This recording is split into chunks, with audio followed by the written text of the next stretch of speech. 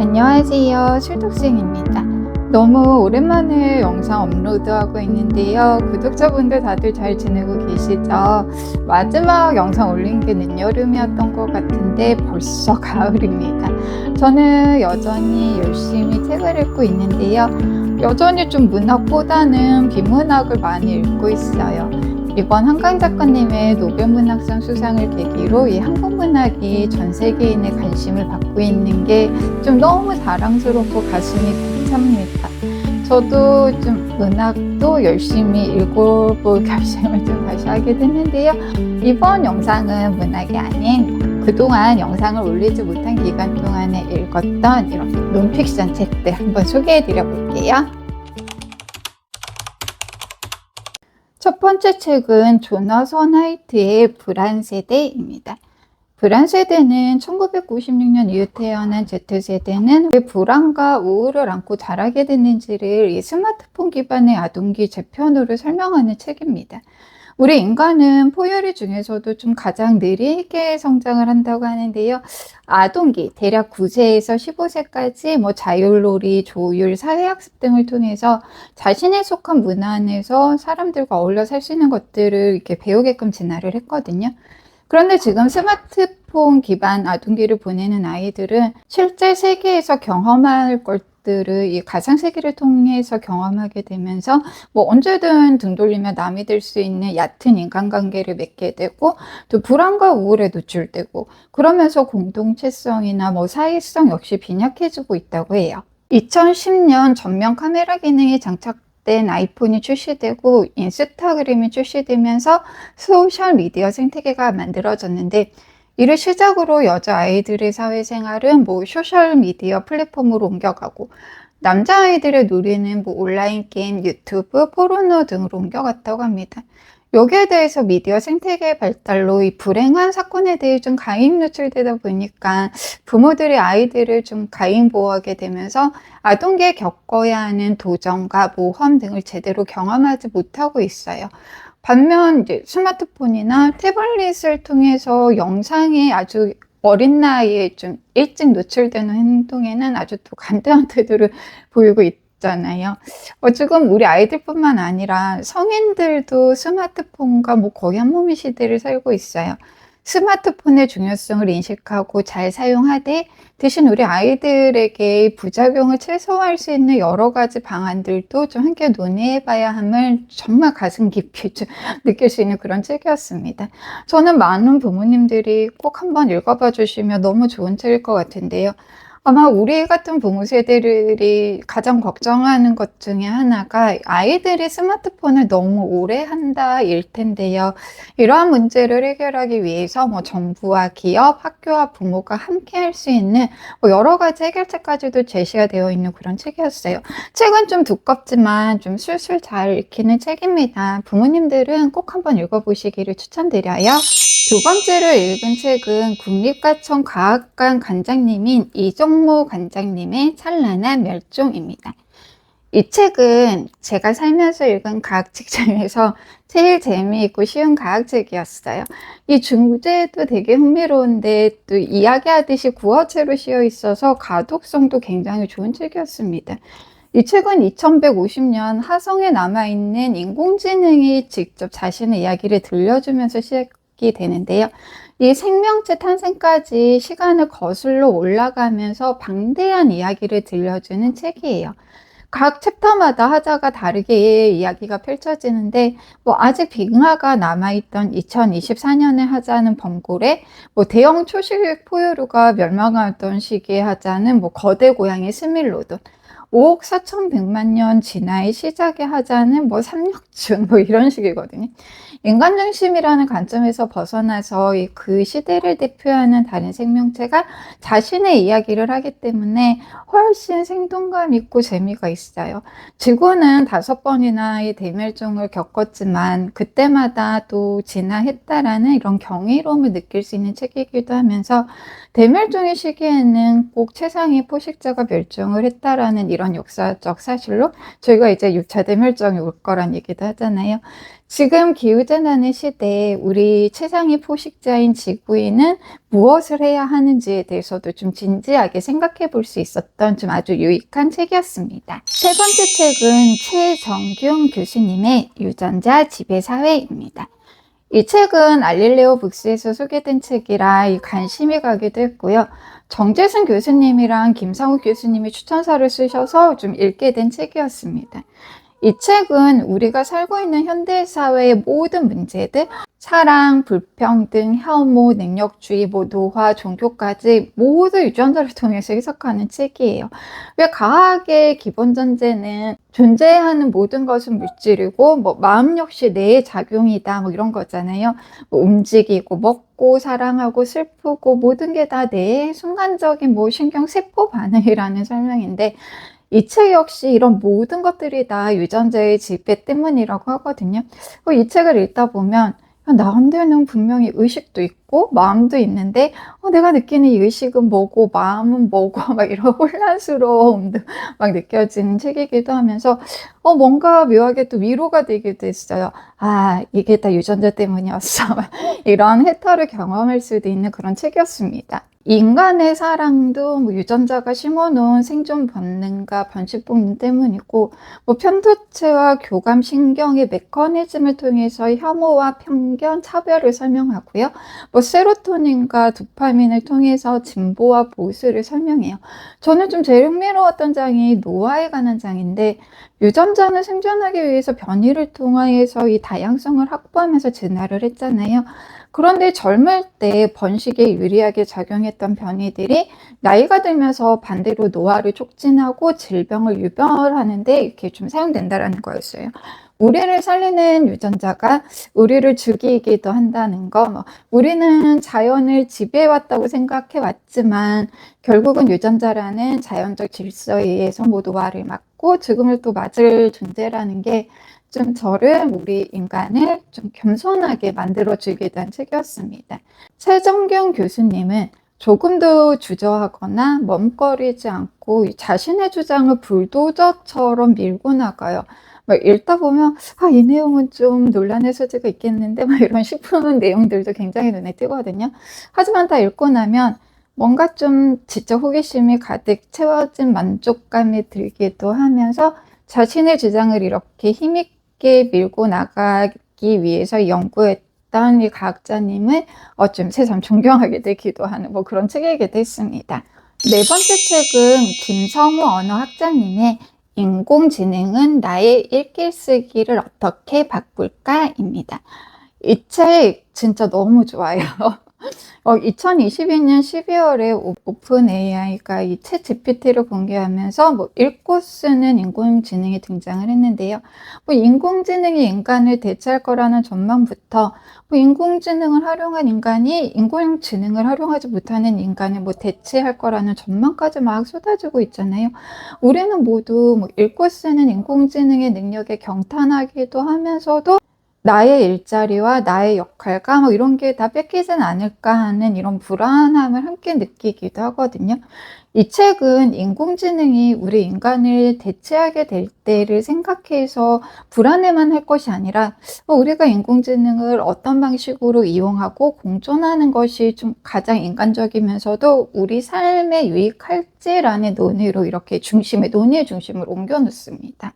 이 책의 기본 전제는 인공지능이 아무리 뛰어나더라도 기본적으로 통계적인 알고리즘에 따라서 언어를 생성하는 모델이기 때문에 경험을 통해 세계를 배우는 것이 아니라 텍스트 바깥의 세계를 다면적으로 이해하지 못한다라는 한계를 지니고 있다는 거예요.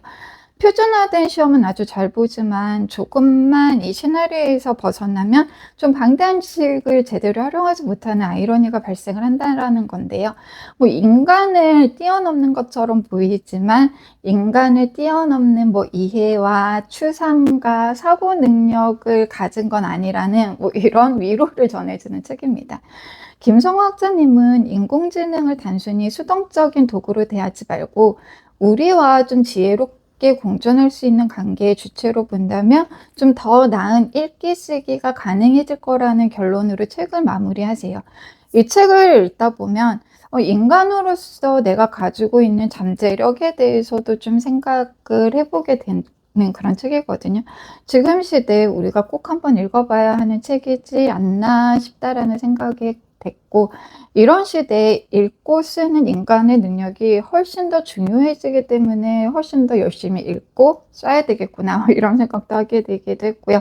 저는 기계론교를 안 친해서 아직까지 그 생성형 인공지능을 한 번도 사용해 본 적이 없는데요.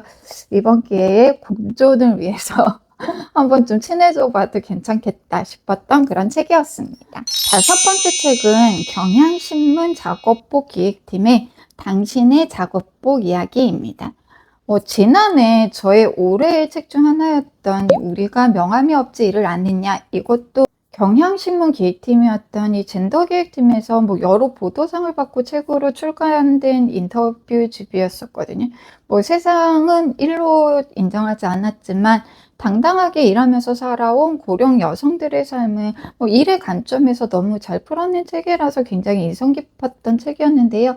당신의 작업복 이야기도 당신은 무슨 옷을 입고 일하시나요? 라는 이 기사로, 기획 기사로 각종 보도상을 받은 다음에 이 책으로 냈다라고 합니다. 이 책은 작업복을 통해서 노동 환경, 안전, 차별 등의 문제를 굉장히 밀도 있게 잘 풀어낸 인터뷰집이라서 굉장히 인상 깊은 책이었어요. 작업복이라고 하면 아무래도 육체 노동을 하거나 서비스직에 계시는 노동자분들을 떠올리게 되는데, 작업복은 일하는 중에 노동자를 각종 사고와 위험으로부터 보호하기 위해서 입는 거잖아요. 그런데 작업복이 노동자를 보호하지 못하고 오히려 차별과 배제를 겪게 하고 또 위험에 빠뜨리기도 하는데요. 작업복은 노동자의 필수품이기도 하지만 일터의 이 열악한 환경을 그대로 드러내는 지표이기도 하다고 합니다.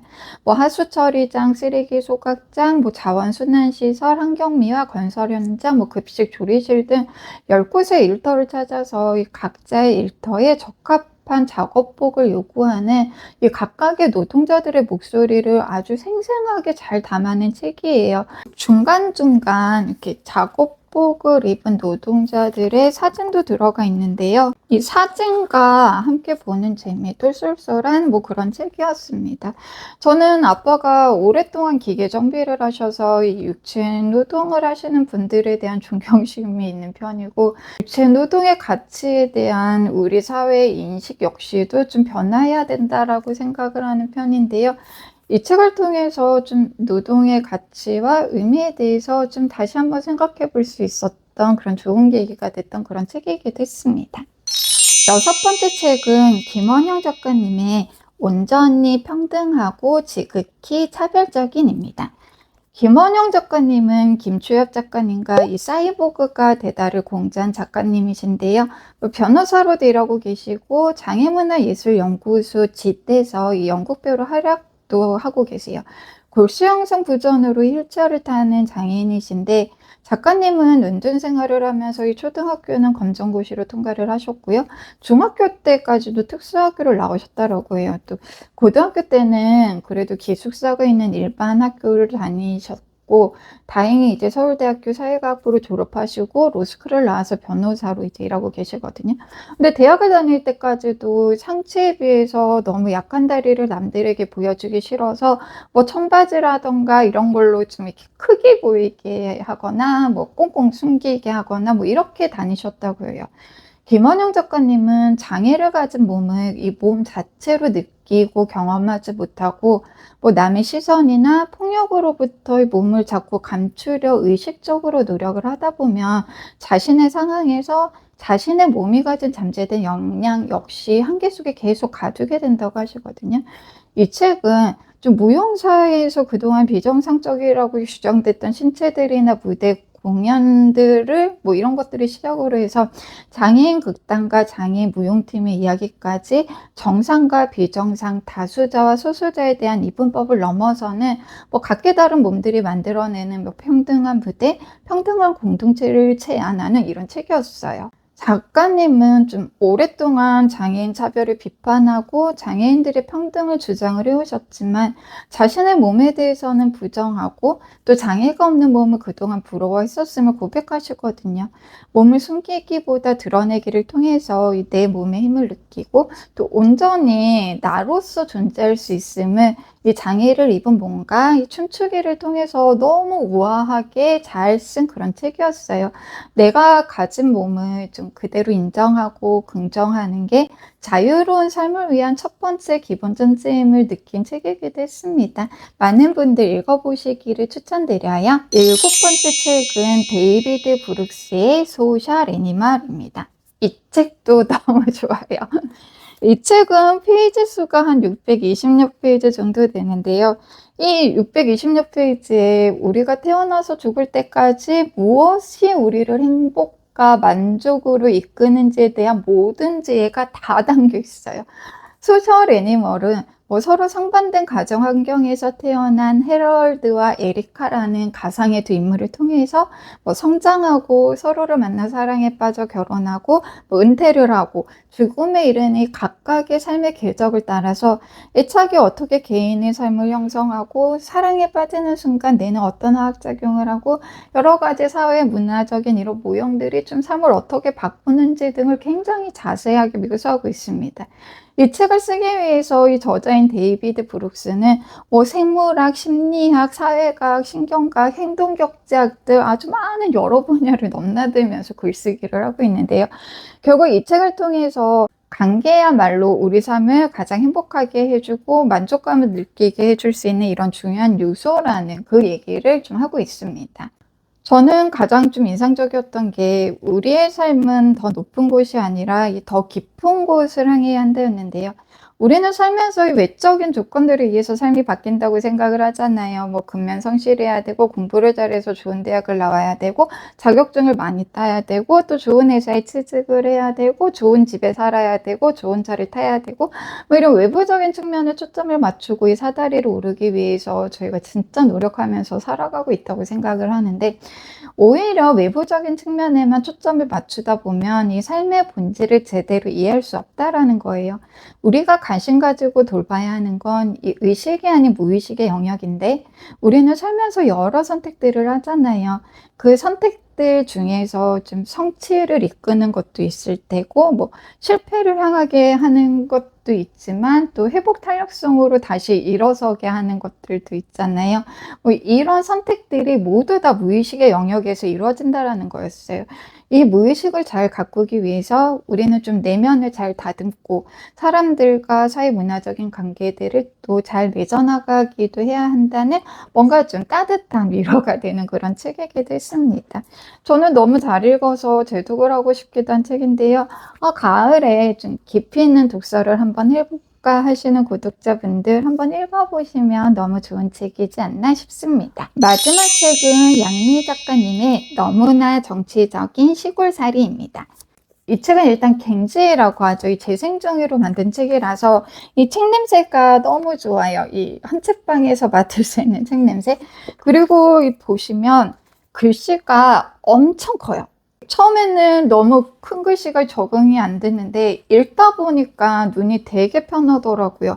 이 글자도 검은색이 아니라 이렇게 초록색으로 되어 있어서 훨씬 더 편하게 읽힙니다. 요즘 저도 노안 때문에 돋보기도 쓰고 또 다초점 안경도 쓰고 있는데요. 시골살이에 관한 책이라서 연령대 높으신 분들도 좀 부담 없이 편하게 읽으시라는 배려로 느껴져서 너무 좋았어요. 너무나 정치적인 시골살이는 시골살이가 착취적 자본주의의 대안이 될 수 있는지에 대해 현실적으로 파고 들어가는 책이에요. 우리는 자본주의에 착취당하는 삶을 살지 않기 위해서 이 자본주의 구조에서 벗어나는 길을 선택하기도 하는데 제일 좋은 방법이 수도권, 서울에서의 삶을 버리고 시골에서 자급자족하는 거란 이런 환상을 갖는 경우가 많잖아요. 하지만 시골에서 혼자 운둔하듯이 자급자족하는 삶은 불가능하다고 하면서 모든 개인은 구조와는 절대 떨어져서 살 수 없기 때문에 시골에서의 삶을 이 구조적으로 잘 살 수 있는 환경으로 바꿔야 되는 게 가장 중요하다라고 얘기하고 있는 책입니다. 양미애 작가님은 이 시골은 어떤 면에서 보면 도시보다 더 심하게 정치적이라고 하는데요. 군수나 군의원, 지역 유지 등에 의해서 뭐 시스템이 완전히 부패돼 있고 무능하고 또 이런 기세 속에서 관광산업과 토목산업만 지자체 빼고로 또 성장을 하고 있어요. 보도 같은 게 너무 잘 안 돼 있어서 뭐 휠체어나 자전거를 타고 이동할 수 있는 보도가 많지가 않고 또 지원금으로 유지되는 각종 축제들은 뭐 지역민을 들러리로 세우고 뭐 마을 살리기 같은 각종 지원금 사업은 비리를 양성하고 농업인에게는 지원금이라는 명목으로 이 대출금을 알선합니다. 책의 프롤로그를 읽다 보면 저도 지방소도시에 살고 있어서 너무 격하게 막 공감을 하면서 읽었거든요. 저는 제일 불편한 게 여기는 대중교통이 많지가 않아요. 직장을 다니려면 무조건 차가 있어야 돼서 저희 지역만 해도 한 가구당 뭐 보통 차는 2대 이상씩은 다 가지고 있거든요. 시골버스 운영비는 보조금, 이 세금에서 나오는데 노선권은 운송업체에 의해서 사적으로 점유되는 경우가 많기 때문에 이 대중교통 자체가 세금은 들어가지만 공유제로서 역할을 제대로 못하고 있다는 게 이 시골살이의 정말 가장 큰 문제점입니다. 이 이동권 문제를 시작으로 해서요, 시골의 주거권 문제, 테두리 노동 문제, 청년 노동 일자리 부족 문제, 또 너무 무능하고 뻔뻔한 이런 행정 형식, 뭐 권력을 사적으로 소유하고 절대군주처럼 구는 이장 군수, 민주주의의 실종 등 시골이 안고 있는 여러 가지 문제점을 비판하면서 결국 시골을 살릴 수 있는 길은 풀뿌리 민주주의라는 거, 이 착취적 자본주의에 대한은 그래도 어쨌든 결국 시골인데요. 이 시골에서 좀 더 나은 삶을 살아갈 수 있도록 민주주의를 좋은 방향으로 실현시켜야 한다는 아주 정치적인 이야기가 담겨 있는 책이었어요. 공감 가는 부분이 많아서 감정이입하면서 너무 잘 읽은 책이었고요. 지방 소멸을 이야기하기 전에, 지방을 낭만화만 시키기 전에 지방은 과연 사람이 살만한 공간인지, 왜 시골에 있는 사람들은 자꾸 시골을 떠나는지부터를 질문하는 것이 정말로 중요하지 않을까 하는 좀 새로운 질문을 던질 수 있는 그런 책이었어요. 이 글밥이 크고 책도 그렇게 두껍지가 않아서 정말 잘 읽을 수 있는 책이거든요. 한 번쯤 읽어보셔도 너무 좋은 책일 것 같습니다. 지금까지 그동안 영상을 올리지 못한 기간 동안에 읽은 논피셔 책 이렇게 8권 소개해드렸고요. 가을은 독서의 계절이기도 한데 한강 작가님의 노벨문학상 수상으로 지금 출판계가 들썩이고 있잖아요. 깊어가는 가을 좋은 책들과 함께 10월 잘 보내시길 바라겠습니다. 지금까지 슬독생이었습니다. 오늘도 영상 시청해주셔서 감사합니다.